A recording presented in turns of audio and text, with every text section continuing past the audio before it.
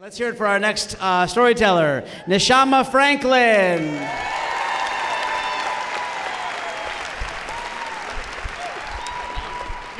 is that right? That's good. Closer. Is this good? You can hear me? Okay. Good. Yes. So there I was on the stage, stark naked. And it wasn't a dream, it was real life. But it wasn't really a stage. It was a kind of grimy, carpeted platform. And I wasn't completely naked. I had a homemade G-string on. What was I, a mother of young children, doing at the Roaring Twenties nightclub in 1967 in San Francisco? Well, I had come from New York City, where I had been a dancer, but I never got paid. And I was taking classes from Dancers Workshop Theater. And my teacher was A.A. Leith. I never found out what A.A. stood for, but that's what we called him. And he too had 2 young children, and you don't make a lot of money as a dance teacher. So he had a brilliant idea.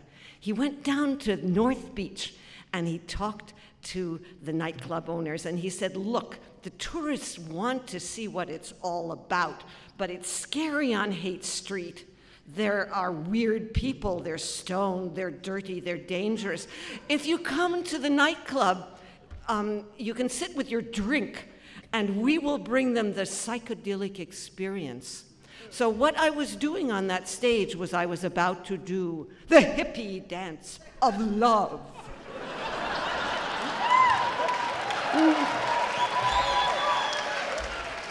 Now, you know, because you need a partner to do it. He had chosen from among the class members, and he chose me, and I would get paid for what I loved to do. Now, you should know what A.A. looked like. He had kind of stiff, brownish hair. He tried to grow it long, and he wore steel-rimmed spectacles. He was very nearsighted, and he had a beard and a very stern expression and bandy legs. He did not look like a hippie or a dancer. He kind of looked like a botanist. Now, what I looked like, but first I have to tell you what in the Roaring Twenties the iconic girl in the swing looked like. She was the other act. And in this gilded swing, she swung over the heads of the drinkers. She looked like a Vargas pinup. She had the long legs, the pointed feet, the pneumatic breasts, the big blue eyes, the cascading hair. What did I look like? Well, I'll tell you. But first, our costumes. A.A. wore a headband, love beads, and a loincloth. And I wore a translucent kind of light show caftan I had made, easy on, easy off, with that G-string. And so this is the way the dance worked. We came from opposite corners, kind of like boxers. And we met in the middle with that gesture, and then anything went. And the 2 rules were off come the clothes and down come the bodies at the end. We were to be in close proximity lying on that stage-ish thing. And other than that, we can do anything. Now, the deal with the clothes off was not so big because you remember this was 1967. Hot tubs, frolicking in the woods, happenings. I mean, you know, we did it. But I had some trepidation about what would happen when I took the caftan off. I was afraid they would laugh. And you know, they did. But I had prepared myself for this. I did a kind of a keto flip in my head, and I decided that I was projecting irony because it was so ridiculous what we were doing up there. So I did the Hippie Dance of Love, very camp, and they loved it, and so did I. And I thought, you know, maybe this could be my real career. 25 a night, you know, and a lot of time to read in the dressing room. And I forgot about some realities, like time. The Summer of Love was not called the Summer of Love for nothing. And gravity, the nubile body would start to sag.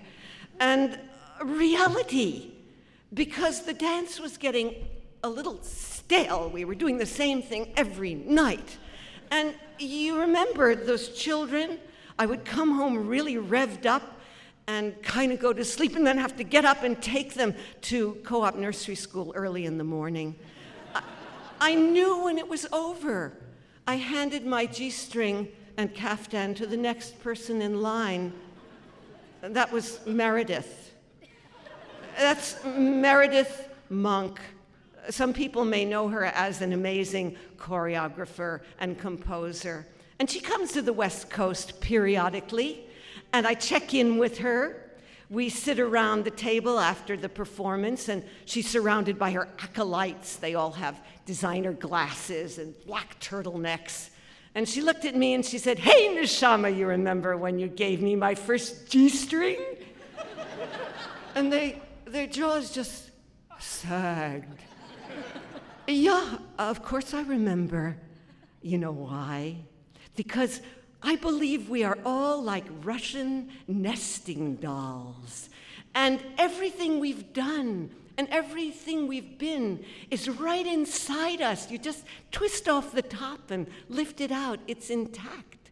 So just know, when you look at an old lady with frizzy gray hair, you have no idea what she's been up to. Or for that matter,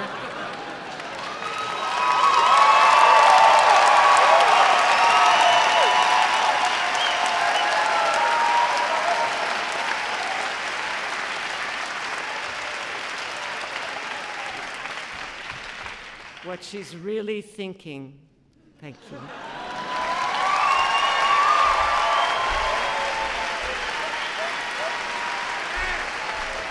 Neshama Franklin.